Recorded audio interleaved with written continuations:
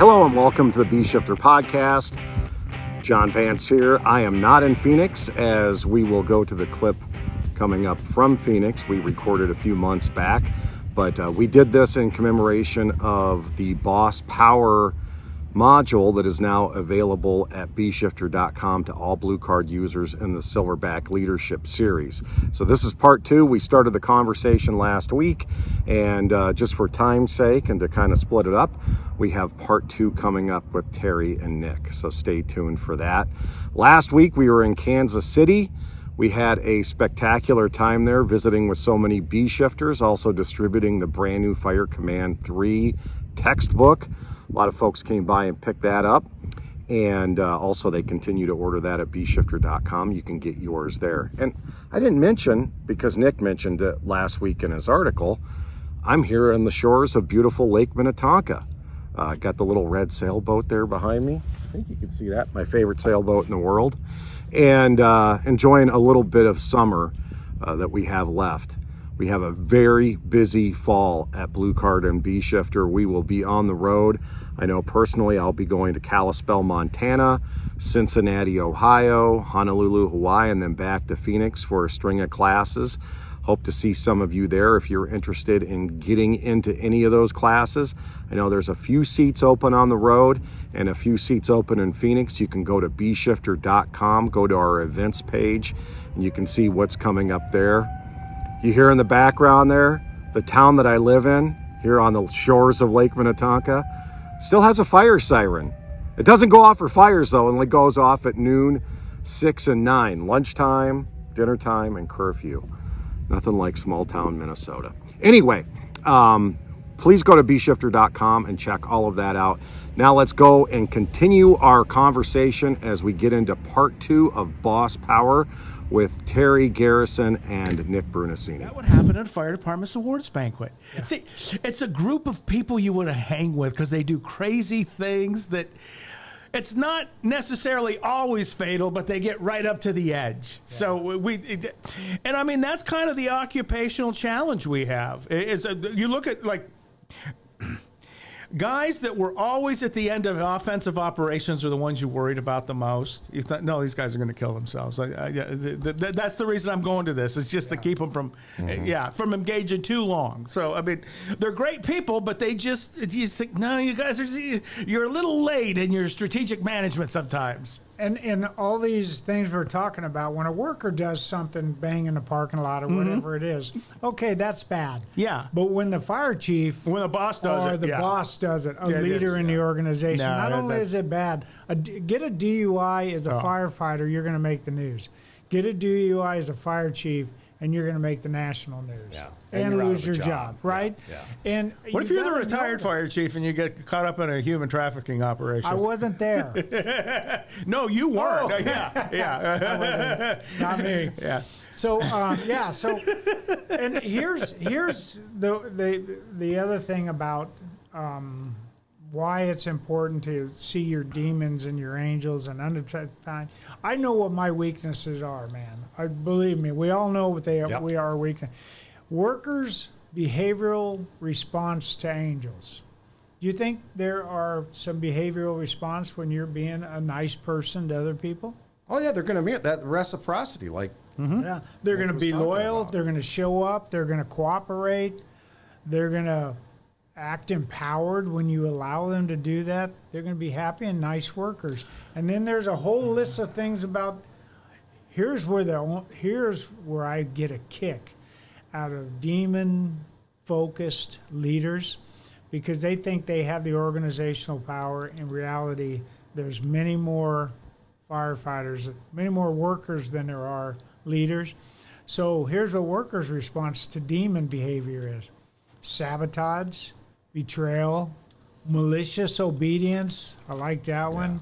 Rumor, misinformation, backstabbing, rule breaking, and just revenge, mean-spirited, and just being goofballs. You see it happening. Yeah. It's all going to happen. It all comes back on you.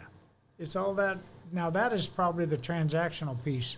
Well, again, I think the further you get from managing around the work, the more that's likely to happen. And when you kind of say, no, you assholes have to wear your uniforms to identify yourselves as firefighters to the community. They have to be laundered. They can't have holes in them. You've got to look a certain way. Well, you're an asshole. You make us do that. No, that you signed up to go on calls. That's what we're doing for a living. I mean, if you don't want to do the work, you shouldn't be here. That's basically it. And wearing a uniform is probably work. Now, I wasn't the most uniform person, but I always had at least the uniform I needed for what I was doing. Nearby. Yeah, I always had a shirt, and then it didn't matter. If I needed pants, I had pants on. But that's, and then people they understand that about you, and they think, okay, here's Nick Brunacini's strengths, here's his weaknesses. Yeah. So a lot of times, like when we had partners as chiefs, is the partner would fill out my weaknesses and I would fill out his weaknesses. Yeah, so we would like a married couple. We would counterbalance each other's bullshit, basically. So that worked pretty well. And sometimes they would say, "No, Nick, you need to go talk to that guy." I mean, that's not a good thing they did. Okay, you're right. I should do that. So you would have a conversation, an adult boss conversation with somebody else, which was that was the best thing about being a BC is you had that partner, and so you could. I had Sid Norwood. He goes, "You want me to talk to him?" I go, "Yeah, go ahead, Sid." Yeah. And he'd go over there and say, "Hey, the fire." Chief Garrison's looking, and he would have him, and they'd look over him, and he would use words that I would never use because I was nicer than him. The message was from him. It's like, oh, you got the Vietnam vet looking in the eyes. I mean, I'm talking a recon Vietnam guy going, hey, he's going to. And they're like, he is? Yeah. Now, if they knew me, they knew that most of it was bull. No, as a crew. But it was accountability. Yeah. Go ahead. No, you go ahead. Oh, I was going to say the greatest thing about this angels and demons concept, because I think, I saw Bruno talk about this a lot, was knowing when the demons were coming up. And there's probably been 4 or 5 times in 22 years where I had to dismiss myself from work for the day. Yeah. Because I felt like, you know what, if I stay around here, I'm going to do or say something that I'm going to regret. And it's not going to turn out well. I'm going home sick for the day. I wasn't physically sick, but I knew I need to get the demon under control and get whatever else is in check, bring the angel up. That's a good point. And don't do something when you're in that kind of mode, man. Like you gotta pull it back. Bruno said that, and we talk about that back in personal effectiveness too. A lot of this kind of goes through the different functions, but he talks about don't do anything when you're mad. Yeah. Right. Yes. The thing about this, kind of putting a bow on it if you want to, but the angels and the demons and how leaders act and how the workers act, when they both get in this demon mode and they go back and forth with revenge, retribution, goofing off. Now, the people that think positional power is the way to control firefighters, when they don't get the control, they use more power, which is the worst thing they can do. Oh, that didn't work. I'm gonna hit you 6 more times.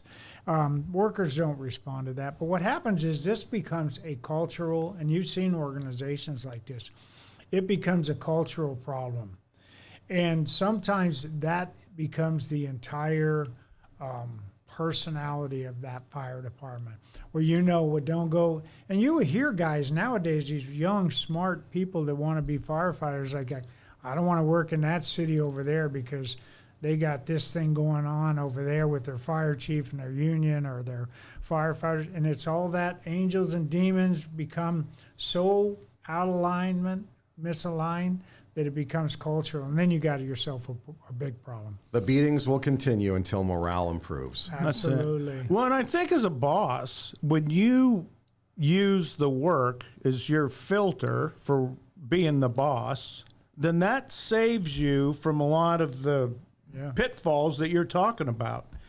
And so when you go in to deal with a group of people, whatever it is, whatever brought you there, is the closer you can connect that to that, whatever the issue is, this is screwing up your ability to deliver service, to go on calls. Yeah. Then I think that becomes something that the workers are like, well, yeah, that's the only reason all of us are here is to do this job that we do. Right. And so Yeah, I need to improve that because it's not what you're saying. It's just right that I'm not doing a set of things I need to be doing to be able to do what I'm getting paid to do, basically. So, and that would alleviate it from the people that would come in and say, oh, I don't like the way you mop that floor, or you're not doing this, some pet peeve nonsense thing that they weren't, whatever it was.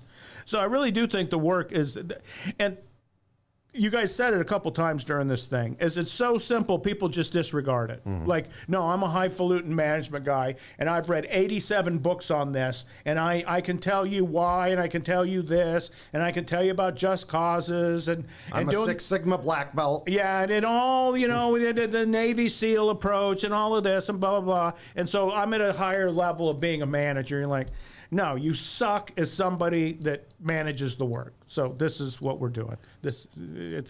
And bosses should remember that the workers are in charge of the informal power. And the organizational power is important. Celebrityism is the workers, yeah. The workers will control where if you listen to them. The other day somebody said something to me. They sent me a picture and said, hey, here's a picture of a party, and it's somebody blowing a cake out. And I thought, well, that's kind of nice. And that was more informative than inclusive. I like cake. And I think if a leader would include people in some of the conversations on the front end, and not everybody, I get it, there's giant organizations, but build some sort of communication system as you're starting to change things that impact the workers. You should always include the people doing the work somehow, whether you got a union representative or whether you get I'm going to get 2 engineers, 2 firefighters, 2 fire captains, 2 ladder guys, whatever that is, and I'm going to get a committee, and everybody hates the word committee, so I would say work group, because that's sexy, baby. Yeah. I'm going to get a work group, and we're going to talk about how we're going to look at this area and see if we can improve it or whatever. But fire chiefs that are more about making decisions and informing and not being inclusive have a lot of problems with some of these issues. That's their demon, right? Their demon is they have power and they only communicate down. They're in a lot of communication coming up. In fact, I know some fire chiefs that any kind of communication coming back up scares the hell out of them.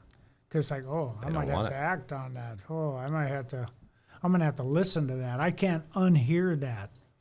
You can't unhear when you go out and you do the blue card presentation and you do the incident command and you talk about the things that kills firefighters and how you should control a fire. You can't unhear those things. Leadership's a lot like that, too. Well, that's boss power. You guys did a podcast here not long ago with Martin Dyer, the fire chief of Worcester. That was it. I mean, he fire chiefs on the work we do, and so they had an ongoing safety issue. Love that guy. And he's like, no, I have to fix this, and he found a solution, and stuck with it, and has since figured out that solution not only fixed the problem, but it improved the quality of the work they were doing, because they were able to manage it in real time, and then I think now. Like, it sounds to me like the workforce is buying in more because they're seeing the results of that, of like, wow, we're not killing one another. And this is actually going a little smoother than it was in the past when we were just rolling our eyes back and getting it. So, I mean, and that's really kind of what I looked at, like during my career. I thought, when we do it this way, this thing goes out a lot faster. Yeah. It just, it's smoother. There's less stress and confusion with it. So, I mean, that's kind of the reason we do the work, is to eliminate the chaos. When you talk about boss power, you talk about the incident scene and the incident commander. Nobody argues with, or hopefully nobody argues with the boss being in charge at the incident scene. And they make their decisions based on, not based on ego or based on revenge or based on popularity. They make decisions based on the work. If we could just kind of carry that forward through the organization, I think we'd be more effective. Well, they don't end up taken the wrong action that ends up hurting somebody, where there's when you look at the gain, there is none. So they take all these risks with no corresponding gain, and then they have wretched outcomes that are basically evaluated and judged by other groups of people. And you're starting to see like juries come back and say, no, you don't protect the workforce in any kind of way that we think is reasonable, and that's going to cost you $30 million today. Yeah. And it didn't take us 2 hours to deliberate and figure that out. This isn't complicated. I mean, that's a pretty, first of all, you killed somebody, so that's bad. Well, that's, what was the comment the smart guy said? We're a service full of traditionalists and not many futurists. Yes. Yeah. So we keep embracing the past and not the future, and the past wasn't always the 3/4 pull-up boots. That's it. Yeah, wow. Man. And we're gonna do 20 years of smoking with every fire we do. Yeah. So, and if you wear that mask, son, you're a pussy. Yeah.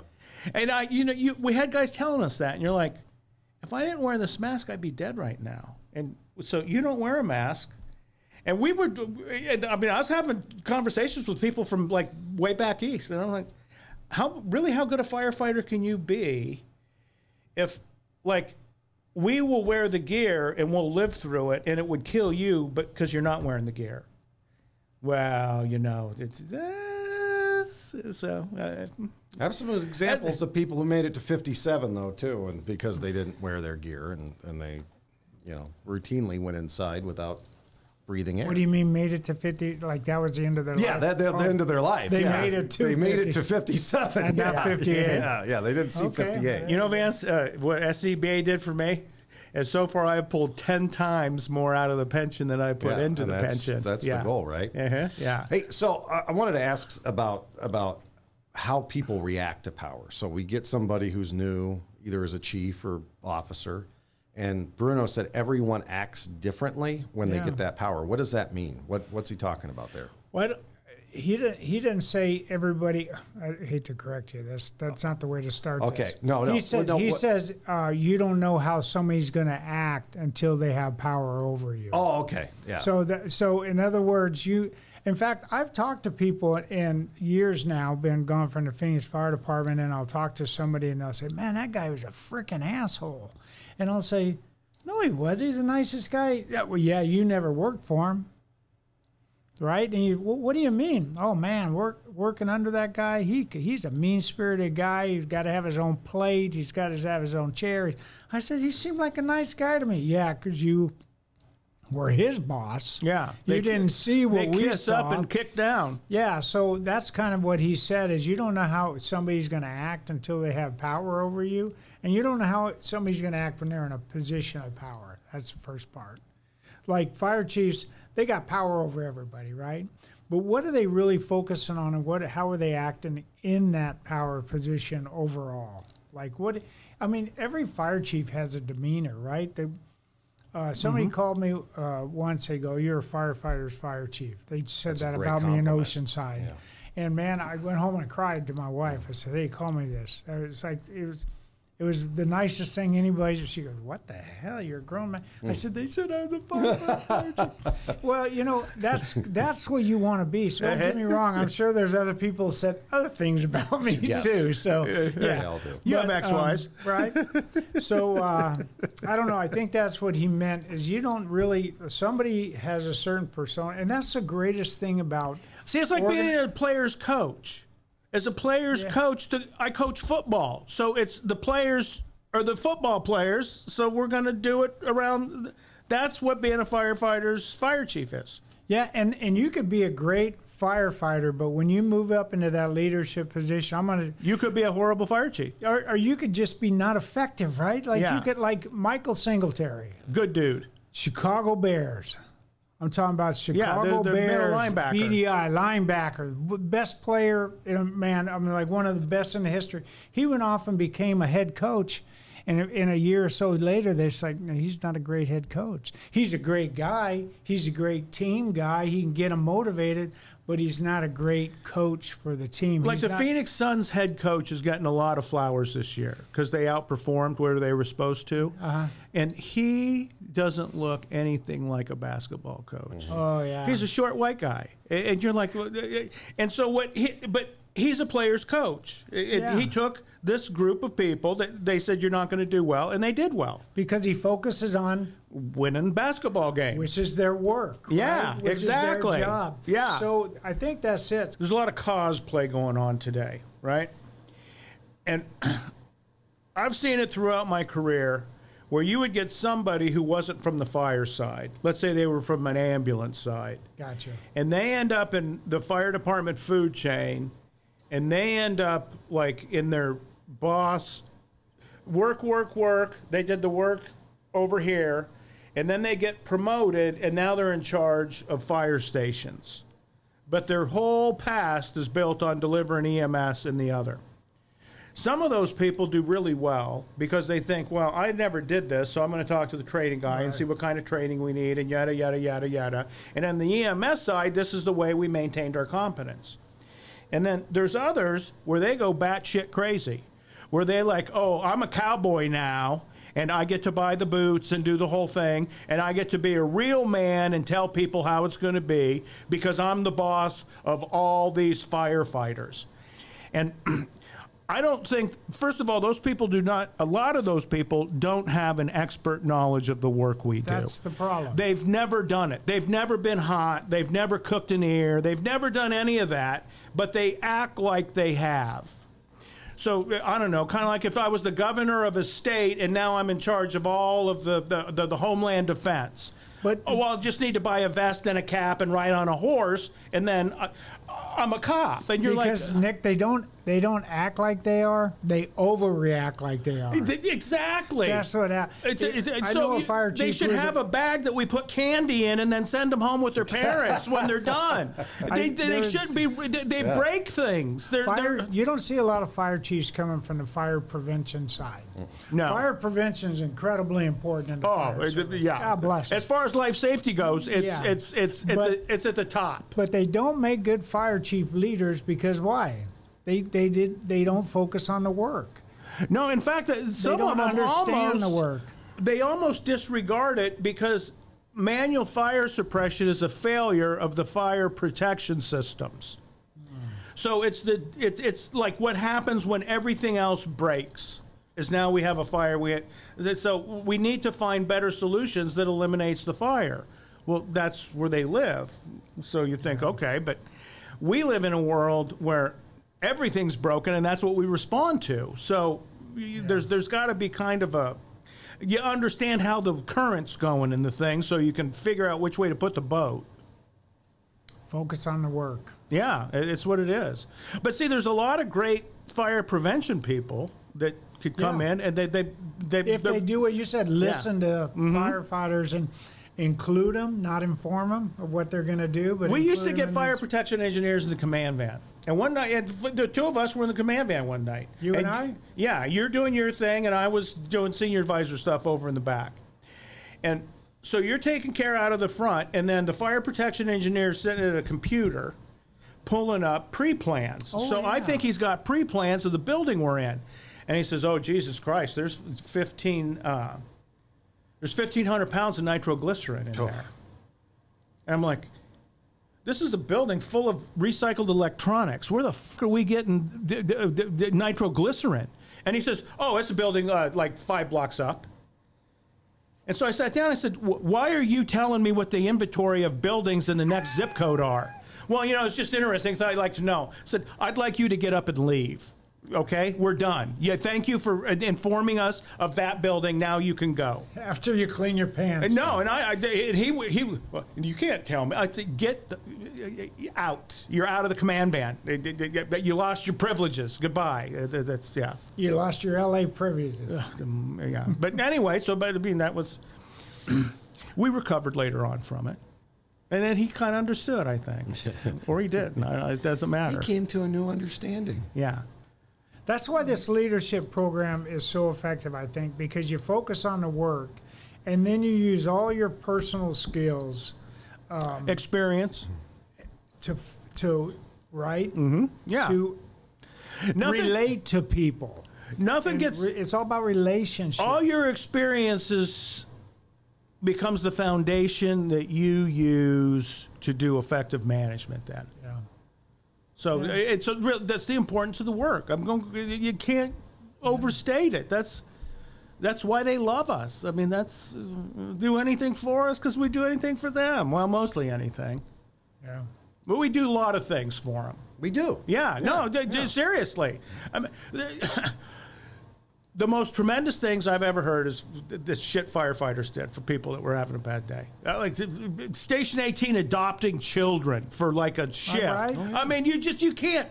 And the people that do it, you think, you guys can commit, your demon can do overdrive for a while based on the karma you have generated for yourself. Fire Station 7 in Sunny Slope, they made it a retreat. That's kind of created this whole program with, if you're a kid on your way home from school and you get frightened or chased or mugged or whatever, come here. Bullied, yeah, you come here, we got a safe place. And that started that kind of the program of the neighborhood safe place in that station. In my neighborhood newspaper, they're building a brand new Station 7. Really? $20 million, I think. 2 stories, 4 bays.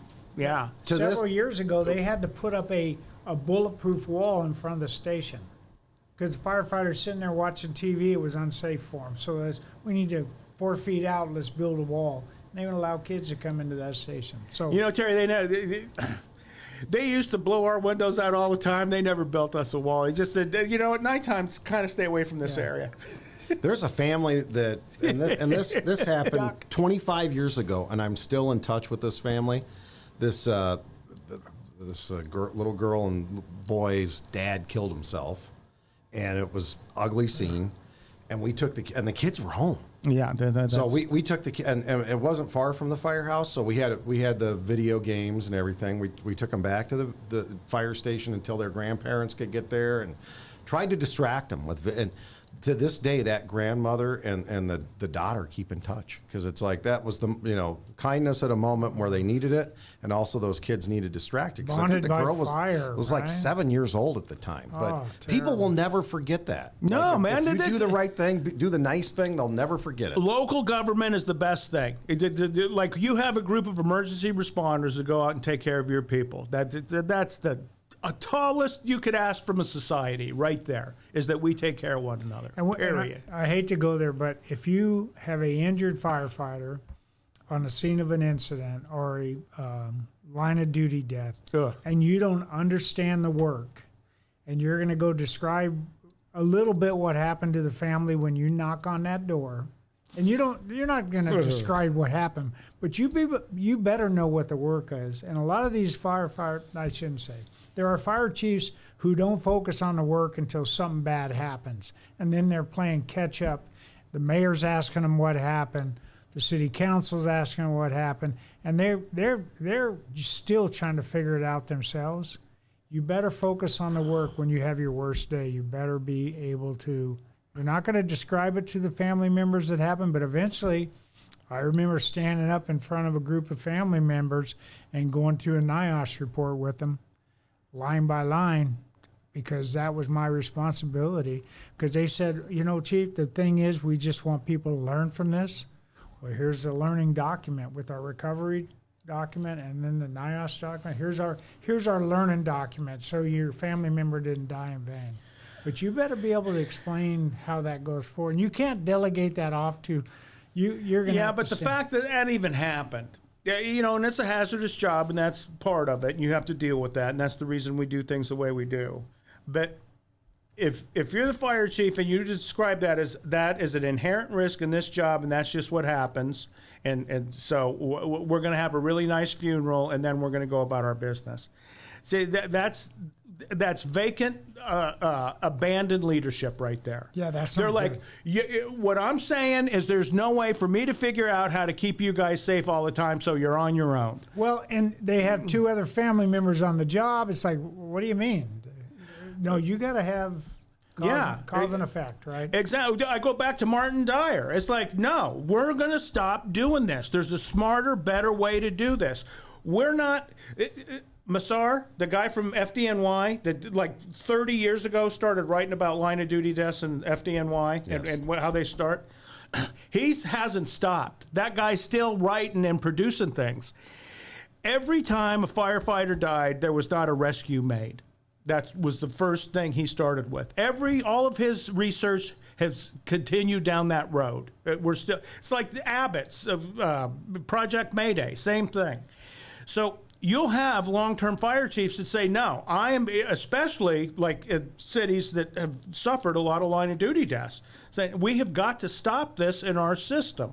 So they research ways to do that, and then they take action that says, no, we're not doing this anymore. Period. So, and I think that's the first step in the thing, is that the true executive level leadership of the organization understands that and does something from it. See, that's where 1500 came from. Is it came on the heels of Fire Command, and it's like, no, Alan Bernstein used to say, it ain't okay to kill a firefighter. So the bagpipes, the rest of them, they get done. He says, hey, this ain't okay. You can't do this. This is against the rules. Yeah. And, I mean, it would piss people off. And they're like, how dare you disregard? And you're like, he's the only one trying to do anything with the memory of the person that died. The rest of you you're out in the middle of traffic wondering why it's so noisy right now. Is that why some fire chiefs say, after suffering multiple line of duty deaths, hey, we would do that all over the same way today as yesterday? I mean, we've heard that a lot, right? That's not good. You know who likes to hear that? Lawyers. In fact, that's criminal. I would go so far as say, you keep saying that, pal, you should go to jail for it. No, this is the greatest thing. I've heard guys, the biggest apex A-shifters talking about, you can't explain what the First Due Engine Company does. And I'm like, yeah, I can. I can explain exactly what they do. No, you can't. It's too chaotic. You're a moron. You don't understand basic hydraulics and apparatus function. I mean, no, I can tell you exactly why that's working. You know, it's. I took science in high school. They made me. Yeah. Here's a leadership statement. When we lost Tarver, fire chief, would you change anything that occurred at that fire? He goes, I would change everything that occurred if I still had firefighter Tarver sitting here today. Well, he did change everything. And we did. Yeah. I mean, he did. But at the moment... The last 5 years of his career, he had dropped, so he was a lame duck. Yeah. The last 5 years was the most productive of like improving the system that he had created in the beginning. So it's like, okay, out the door, I'm going to fix the tactical hole that we have in this bucket. Embedded safety. Boss power. So you cannot have a conversation about boss power without getting to the point where you talk about how they use it, how it impacts people, how it impacts the job, and then how, when something goes wrong on the job, that boss power needs to continue in a positive way. Mm-hmm. And you can't phone those in. No, and you're going to be, and we hate to go to the line of duty desk. So yeah, but it's part of that, and that's the great thing about this podcast. I never know where we're going to go. I didn't know I was going to bring that up, but it's like, no, as I start thinking about boss power, the times in my life where I had the most, I think the easiest decision about how I was going to use my power. It's like, hey, I don't care how anybody feels. I'm going to support the work and the workers, and that's the way I'm going to do. So I don't know. We went there, but that's the great thing about this. You never There's know. going to be a lot more in the module. I mean, if you really want to get into it, once the module. Once you go through the whole thing, and people, like people that have gone through it so far, what we've done, it's we're about halfway there. Yeah. They're like, how do you even do this? No, there's there's just so much, and I think part of it is it's different. It's not the same leadership stuff you see of officer 1 and 2 and 3 and 4 and being the boss and all the other stuff. We talk about bosses' insecurities, what bosses want from the workers. It's a whole different thing. It's not weak and fuzzy. And then we go into about 4 pages at the end of this function where we talk about boss goofs. and they're just bulleted out, and none of them are made up. We don't have to make any of this stuff up. And so I think people will learn, and then once again, they'll have a good time. Because with Bruno, I mean, just sitting down and learning was a good time, wasn't it? Right. We just go, and we had some videos of him in here. I think we just in this one function we have, I think there's 4 2.5-minute videos or something like that of him speaking. So once again, there's an abundance of videotape of that. We're man, the curators, and he's the. Exactly. We're the disciples of Bruno, no doubt about it. What do you got? Timeless tactical truth? Are you going to make that noise that we can't hear? Yeah, let's do it.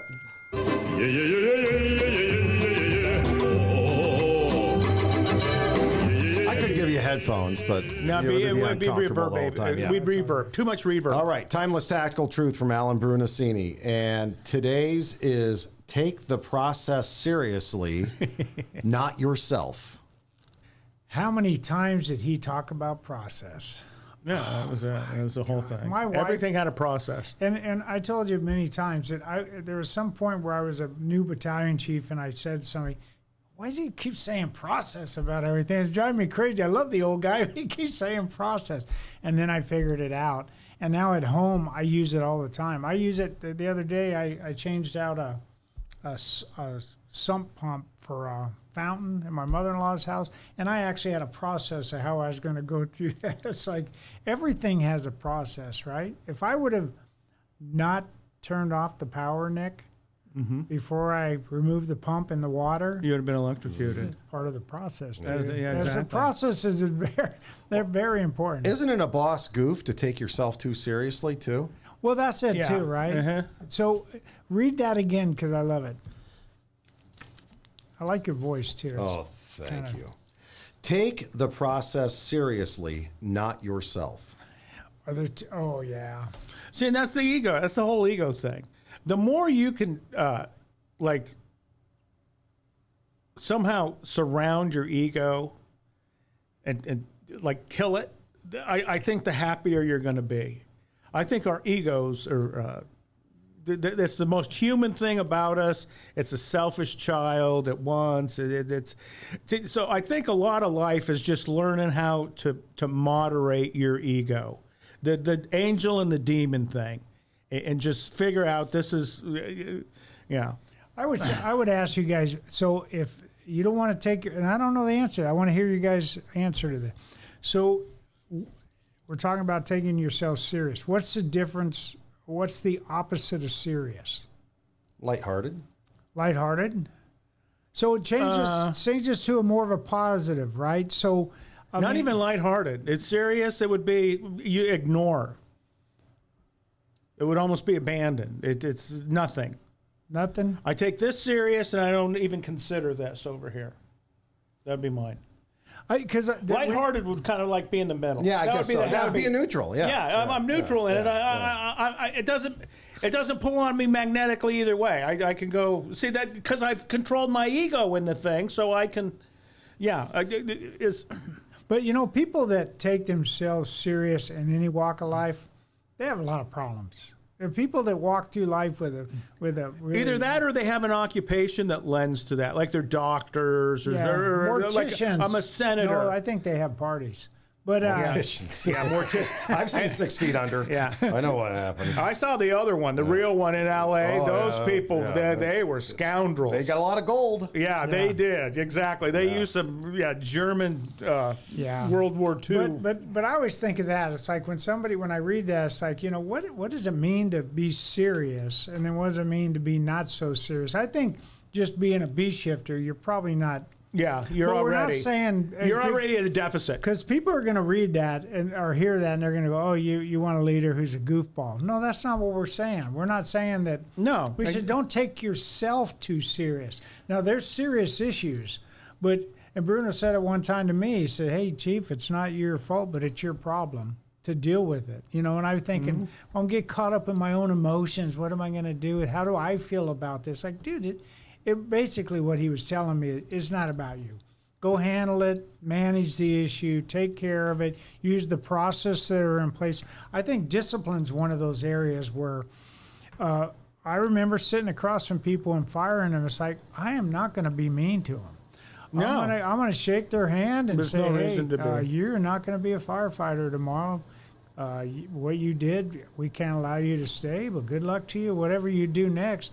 But you don't got to be mean-spirited. You don't got to be so serious. They're going to be serious enough. Well, and I think the other thing that, just about taking yourself too seriously is believing stuff.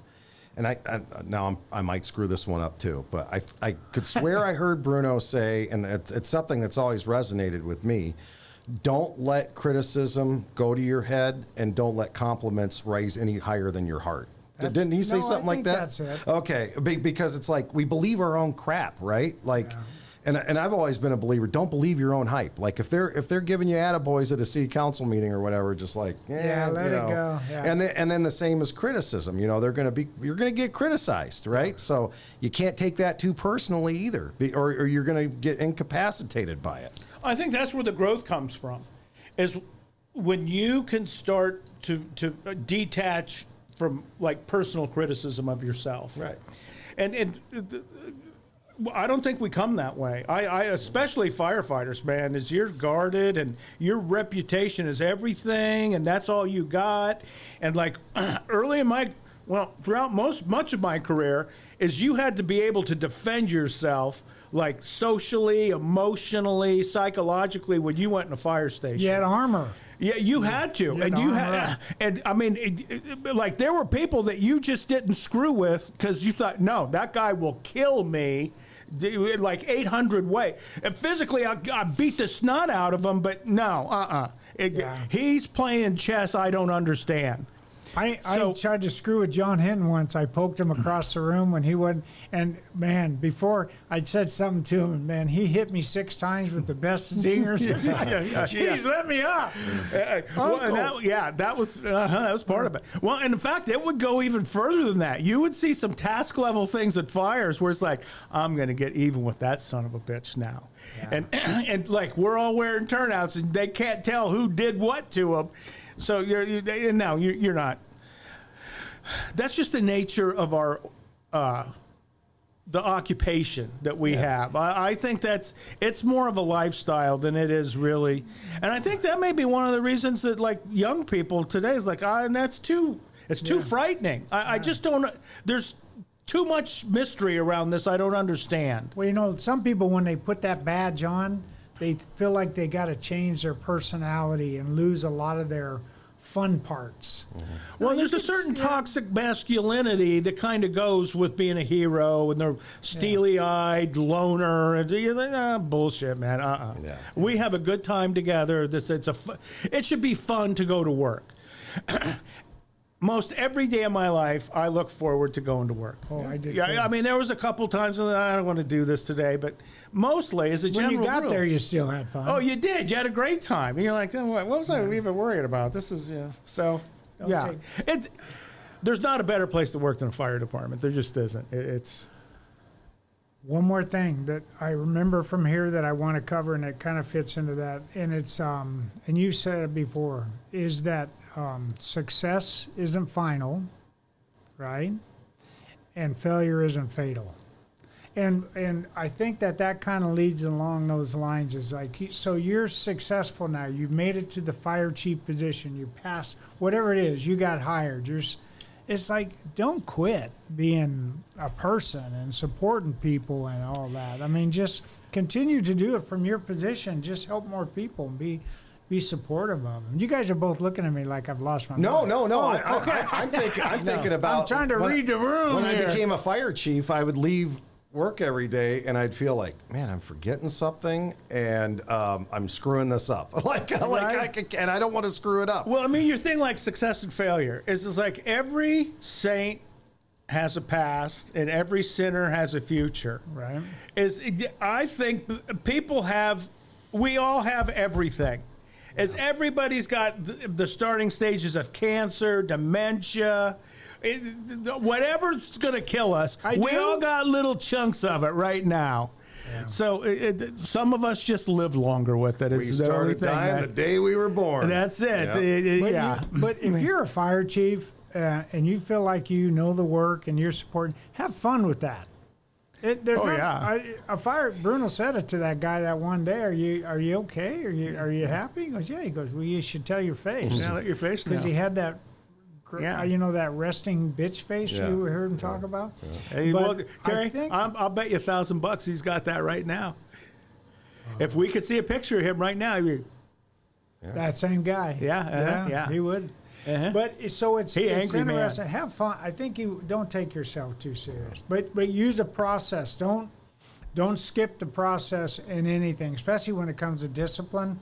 You got to discipline somebody where they did something so egregious. Now you got to get in the disciplinary process, which is different from coaching or mentoring and all that.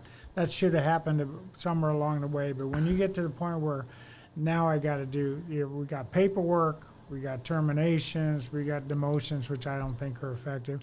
All these kind of things.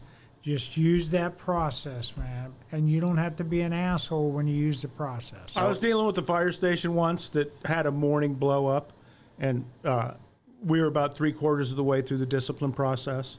And I was the asshole. Why are you? You're the assholes that mailed the invitations out, pal. I'm here at your bequest. You did this.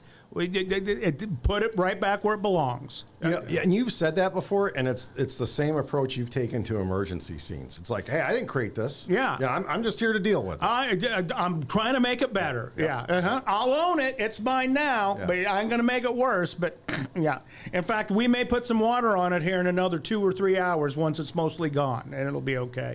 And sometimes, and you may have to cut this. But sometimes all you can do is sit there and watch it burn down. This is all that's left. There's no other options. Thanks, guys. Well, thank you, JB. Another good episode. Well, here we are. Yeah. Look for the we Silverback. take ourselves too serious? No, I don't think so. No, we never do. Yeah, we focus on the work enough today? Yeah, that's all we focus on. We'll be nice to each other? Yeah, pretty Wouldn't much. it be nice to do that when you're a fire chief at the end of the day? Yeah. Did I focus on the work? Was I nice to everybody I encountered? Did I leave it a little better than I found it? And did I have fun? And if you went home with that, job well done. Well, and really, if you're doing your job, you're creating an organization where you can do that. That's a high functioning. You have systems for fixing things. That's really all that is. And ask yourself that at any leadership level. Your battalion, your response chief, you dealt with all the issues, you worked through all the people, you went to all the calls, and ask yourself those couple of questions and say, yeah. And then you'd be like my ex-wife was. Every time I came home from work, I was smiling and pissed her off. Which is why she's my ex-wife. Yeah, I mean, she just didn't get it. It's like, you like your work more than me. That's because she had a demon that was always chewing on her ear. Yeah, that's right. Yeah. What did Bruno Cini say? You got to leave it with this. Engine 1. Love an Engine 1. Oh. Leave it with this one. This is beautiful. In case people haven't. My dad had just finished his fire truck, and my mom wanted to know, how much did that cost? He said, I have no idea. Because he did. He threw all the receipts away. He wasn't going to let her know how much it was. And so she says, well, blah, blah, blah. They go back and forth a little bit. She says, well, Alan, I think you love Engine 1 more than you love me. And he looked right at her. He says, Rita, you know that's completely not true. And he says, and I know what is true. And she says, what's that? He says, I will always love you more than Ladder was. Oh, now, I love it. That wasn't an angel saying that on his shoulder. That was the Mr. Yeah. He was one of those guys that you did not want to get in that conversation with. I thought, I do not want, no, you're right, I'm wrong, I'm going to go now, old man. And with that, we'll take off too. Thanks for listening to the V-Shifter.